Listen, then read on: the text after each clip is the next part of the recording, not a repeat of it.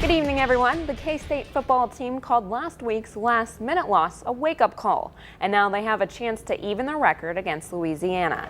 K-State's offense had its struggles, but when it was on, it looked pretty good. Tied 3-3, John Hubert goes around the corner for the TD, 10-3 Cats. Well, I talked with Salina South head coach Sam Sellers before kickoff, and he said beating Hutchinson last year may give his team more confidence this year, but he says it definitely doesn't guarantee them a win. K-State traveling down to Stillwater to take on number 21 Oklahoma State. The Wildcats are trying to avoid back-to-back losses. While Salina Central lost by less than 2 touchdowns against a number 1 ranked Hutchinson. And while they were playing a good team, head coach Mike Hall said that his players were still upset about the loss.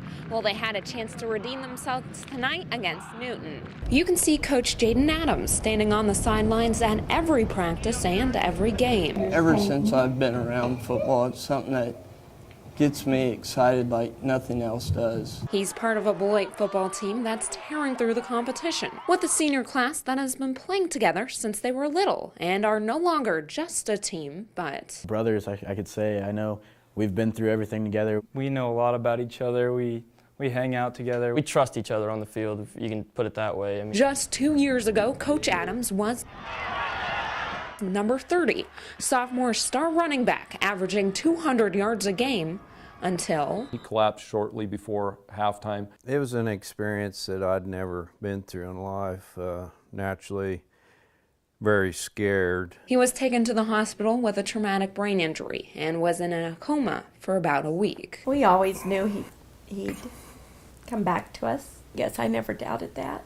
He did come back, but number 30 did not. When I started to realize I couldn't ever play football anymore, it's probably, well, for sure the toughest thing ever in my life. He wasn't ready to give up. He really seems as if he's been coaching longer than he actually has. My dad had drilled into me the win each day and make every day a great day. And now his impact is still felt in the stadium on Friday nights and every day at practice. He started it with us. It'd be wrong to have him not finish it with us too. It would not be the same for me if I could not be able to be with the team.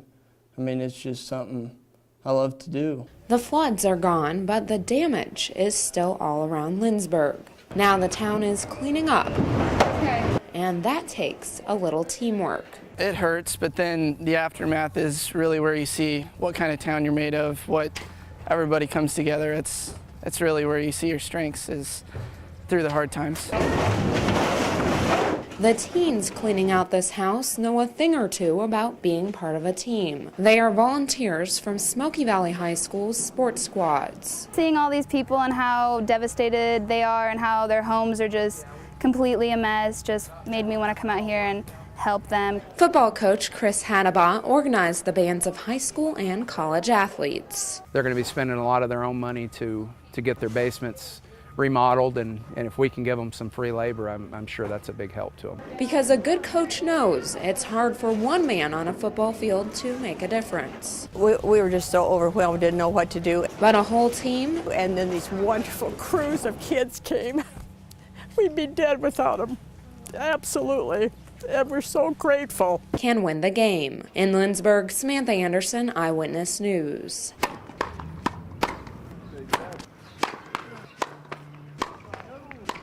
Salina Central has a long history of tennis success, and this year is no different. Very high standards for us this year. We've got our goals set up high. The kids want to take that crown back. The Mustangs sent 6 kids to state this week. 5 of them made the trip last year. I mean, it definitely gives us a little bit more confidence just because we've been there already, so we kind of know how the tournament will play out. We all know what the feel is there, how serious it is, and I think that'll help us out in the end.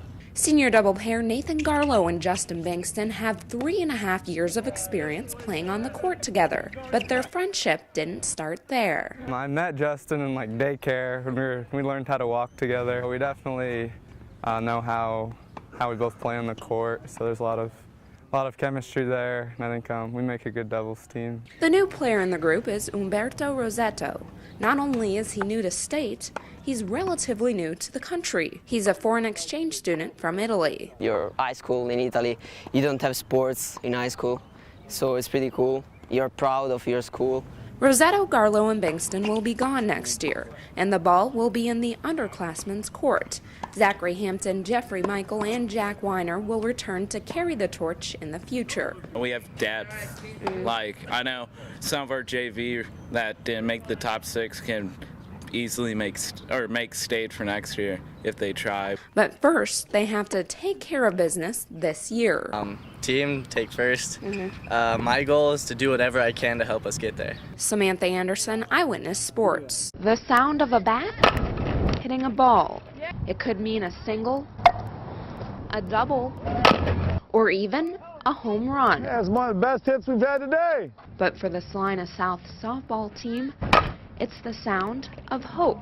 Every hit you get money added on, so the more hits, the better not only do you do personally, but you do for raising money for cancer. Head coach Kenny Waldman put together the Hits for Hope campaign. It raises money for research at the Tammy Walker Cancer Center. It's a great feeling knowing that I can help out my community because our community does so much for us. And for many of the Cougars, cancer isn't just a face in the crowd.